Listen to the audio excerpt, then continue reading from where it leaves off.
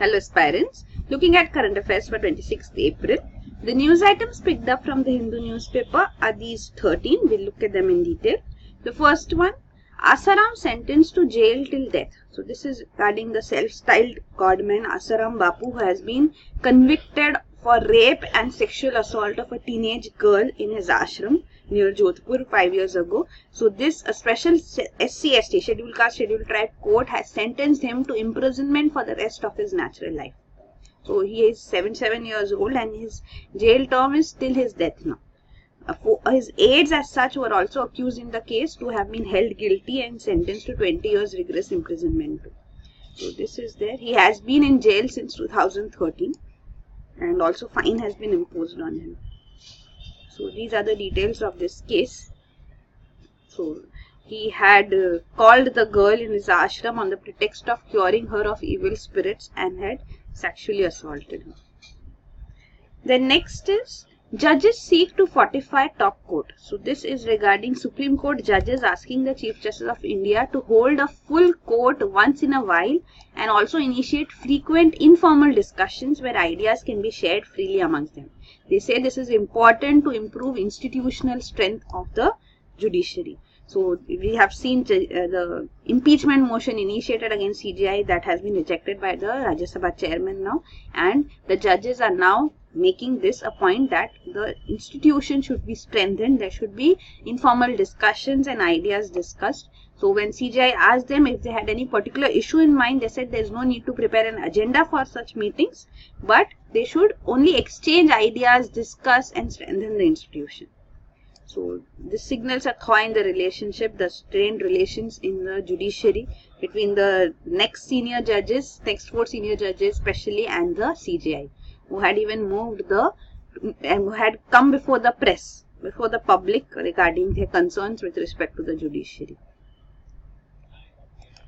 Then next is Ministry clears Indu Malhotra as Supreme Court judge. So this is regarding appointment of judges. Supreme Court judges' names had been proposed. The Supreme Court Collegium proposed these names in January and the government was supposed to approve them. There were 2 names for the Supreme Court as Supreme Court judge which were proposed. One was Senior Advocate Indu Malhotra and another name of Justice K.M. Joseph, who is presently the Chief Justice of Uttarakhand High Court. So here now after 3 months, more than 3 months, Indu Malhotra's name, who will become the first woman lawyer to be elevated as a Supreme Court judge, her name has been cleared by the Law Ministry. However, Justice K.M. Joseph's name has not been cleared. He is presently the Chief Justice of Uttarakhand High Court and earlier as a judge of Uttarakhand High Court, he had quashed President's rule in Uttarakhand in 2016. So at that time, Uttarakhand had Congress government and President's rule was imposed by the center. So the details you can see we'll discuss here. So his recommendation is still under government's consideration. So it's 3 months still, 3 months gone. Still only one name has been cleared. Also High Court judges' names are there. So they have also been cleared. 12 names given for 4 High Courts as appointments as judges. So here the details are provided. You can see regarding this President's rule in Uttarakhand. So in March 26, this is in 2016, that a sting video showing Chief Minister offering money to rebels came forward and the governor sent report to the center recommending President's rule. So President's rule was approved the next day and the rebels as such were formally disqualified by the speaker as such too. Then Congress moved the High Court against imposition of President's rule and the Uttarakhand High Court slammed the center saying it was acting like a private company and the President's rule was revoked because for that it said that President's rule should be, whether the government is having majority or not, that has to be decided through a floor test. So in assembly, the Legislative Assembly of Uttarakhand, there should be no confidence motion, a floor test done and seen whether the government has majority or not. So that is the way you decide whether the government has the powers or not just by rebels. So the Supreme Court was also moved, but the case came in favor of Congress government and Congress government was restored in Uttarakhand. So this is the case of 2016. Then next is Staff crunch hits trial of Benami assets cases. So this is regarding Benami Transactions Prohibition Amendment Act. So it's been 18 months that this Amendment Act has been put in place, and the Prevention of Money Laundering Act adjudicating authority has said that though it has been given powers under this act, the manpower crunch in the authority is the reason that it is not able to dispose all the Benami assets cases.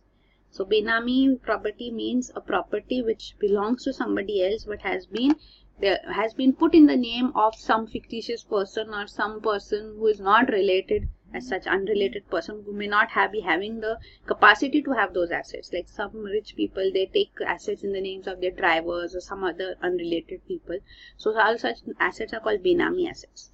So under Prevention of Money Laundering Act, then all these Benami assets have to be adjudicated on. So it is the IT department which issues orders for provisional attachment of assets under the Act, and then this adjudicating authority confirms the attachments, and then the property can be confiscated. So this is there. Even the Enforcement Directorate attaches properties, and these cases are also there. So the adjudicating authority, PML adjudicating authority, says it does not have enough manpower, enough staff. So it has requested Benami Prohibition Unit of IT department to hold back new cases till a separate authority is constituted for the purpose. It says only 35 cases have been disposed since March 2017, and more than 750 cases are pending for hearing with the authority. So it has sought the appointment of additional members at the earliest and has requested the ministry to provide more office staff for assistance to the courts. The next is more institutions to work for rural development. So this is regarding Unnat Bharat Abhiyan. So this Unnat Bharat Abhiyan, the first phase was launched in 2014, and now the second phase is being launched, UBA 2.0. So this Unnat Bharat Abhiyan is a scheme of the center aimed at making higher education institutions provide solutions for problems of villages. So in the first phase, premier institutes like IIT and NITs took part. There were overall 143 premier institutions, but in second phase now much wider participation is anticipated, because the ministry as such, Ministry of HRD, has received applications from thousands of institutions, and 750 institutions have already been selected. So UPA 2 is being launched now. So here you can see the details provided. Both technical and non-technical institutions have been invited to build their systems in villages as per their strengths. So it is also expected, the ministry says, that it will be a two-way learning process. Means the institutions will share their knowledge with villages and also learn from the wisdom of common sense of rural folk. So this is there. So what is proposed under this? Helping villages, like the key points here include helping villages achieve 100% school results, creating 25 jobs each in 4 sectors in each village where work would be taken up, and also increasing rural incomes, providing drinking water, sanitation to villages, disposing village garbage, etc. So these are the developments, expectations that higher education institutions would provide solutions to these problems of villages through systems they establish here. So here you can see the example under Unnat Bharat Abhiyan 1 is where villagers were offered skill development training by institutions, when assistance was extended to improve school education, create e-commerce facilities, etc. Then next is BARC develops cheaper lightweight bulletproof jackets. So Bhabha Atomic Research Center has developed next generation bulletproof jackets which are not only cheaper but also lighter. They have been named Bhabha Kavach after Dr. Homi J. Bhabha. So these jackets have been developed by BRC's Trombay Center in Mumbai in response to a request from CRPF and the Ministry of Home Affairs. So these jackets weigh only 6.6 kg in comparison to the 17 kg jackets which are in use presently. So they have passed over 30 tests, and presently too they have been tested by a joint team of CRPF, Indo-Tibetan Border Police, and CISF. So this is the Bhabha Kavach.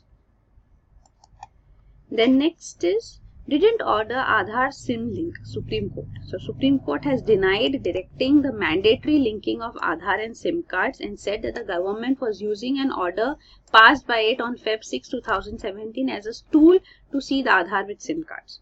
So in Feb 6, 2017, last year, in Lok Niti Foundation case, the Supreme Court had asked the government to tighten the verification process of mobile phone users through Aadhaar linkage, citing national security. So this was what the Supreme Court had asked the government to do, but the Supreme Court says that it was not a mandatory provision which it had asked the government to put into effect.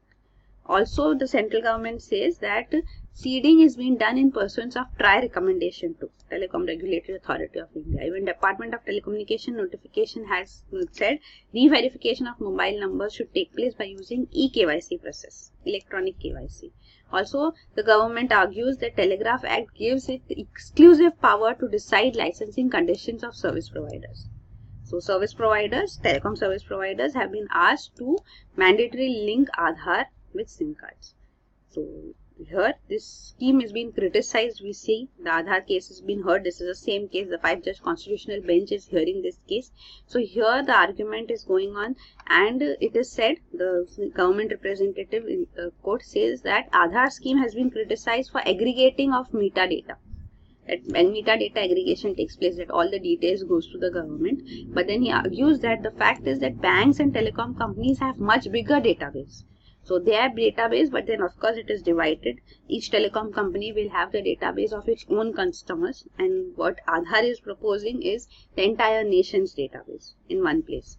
So he says this, that Vodafone has much bigger database, etc. He says every transaction using cards, when credit cards, debit cards are used, then what is being purchased, all the details go to the bank. But Aadhaar does not do that. But it's all citizens' banks. There are so many banks, various people may have, so it's divided. But this is centralized database in the Aadhaar. So this is there. So Mr. Dwivedi, representing the government, says data is encrypted and held offline under Aadhaar. So Aadhaar scheme is safer than smart cards, and there is no chance of data breach, is what he claims. The next is resume DACA, says US court. So this is regarding deferred action for childhood arrivals. So this is a program which was initiated by Obama government, and this has been ended by Trump administration. So Obama administration established this DACA program on the premise that people means deferred action means the young adults are shielded from deportation. So some young adults get this benefit. So it is based on the idea that people brought to US as children should be treated as low priorities for deportation. So it allows young immigrants the ability to work legally in the country. So this act, as a deferred action for childhood arrivals, this program was ended by Donald Trump administration, but now a federal judge has ruled that protections must stay in place and the government must resume accepting new applications too. So even the judge himself has stayed this order. He says that his decision is stayed for 90 days. So within this time, because the reason for revoking this and bringing back DACA is that the government did not give sufficient explanation. It is virtually unexplained why DACA has been terminated. So the grounds of the program are called unlawful, but how are they unlawful is not clear. So if enough justification is given within 90 days, then it's fine. Otherwise, DACA has to be initiated again, and new applications as well as renewal applications have to be accepted. So this is regarding DACA. So those who arrived in US before the age of 16 or born on or after June 15, 1981 or have lived in US since June 15, 2007, they get the benefits under DACA. They get 2-year deferment period from deportation. They get allowed work permit, student loans can be applied for, driver's license can be applied for. They also get a social security number. Then next is, if the nuclear deal stays, it stays in full, says Rouhani. So this is Iran's President Hassan Rouhani, who has rejected any hopes of rewriting the nuclear deal because US and France, the leaders here, Donald Trump and Mr. Emmanuel Macron, they had called for a new deal with Iran. So this had to be more strict, having more strict provisions, as President Donald Trump has demanded for long. So this has been refuted. Iran's president says if the deal stays, it stays in full. So he also calls it with the formal name Iran Nuclear Deal, which is JCPO, Joint Comprehensive Plan of Action.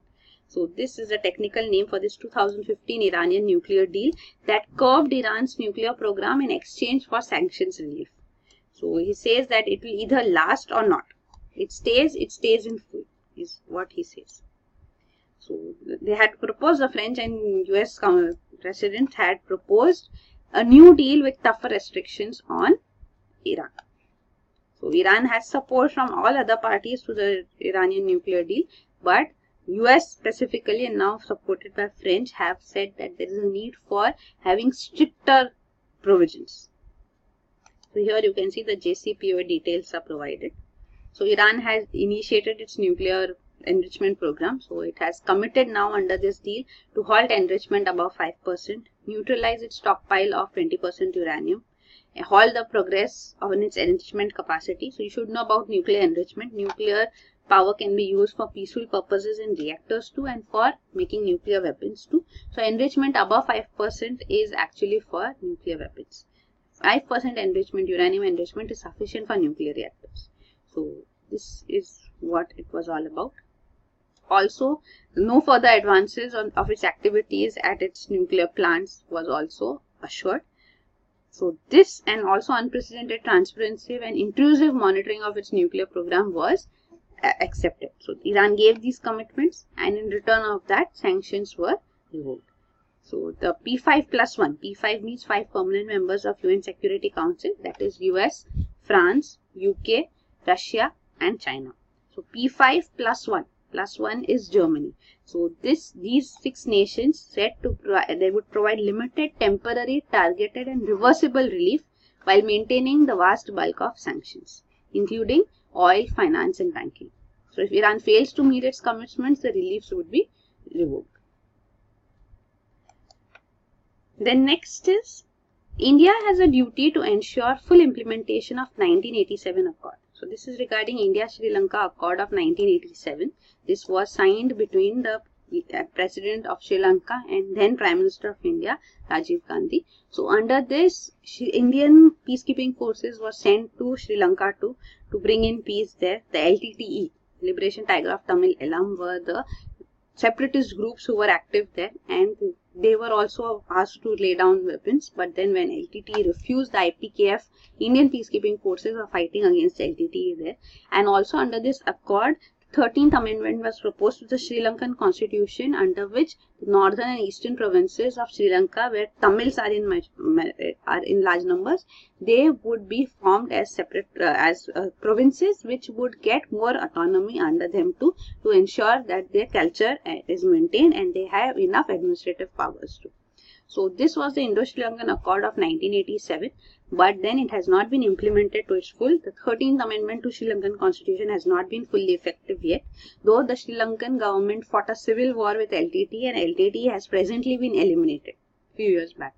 So this is the present scenario, and now the opposition leader in Sri Lanka here is saying that India still has a duty to fulfill.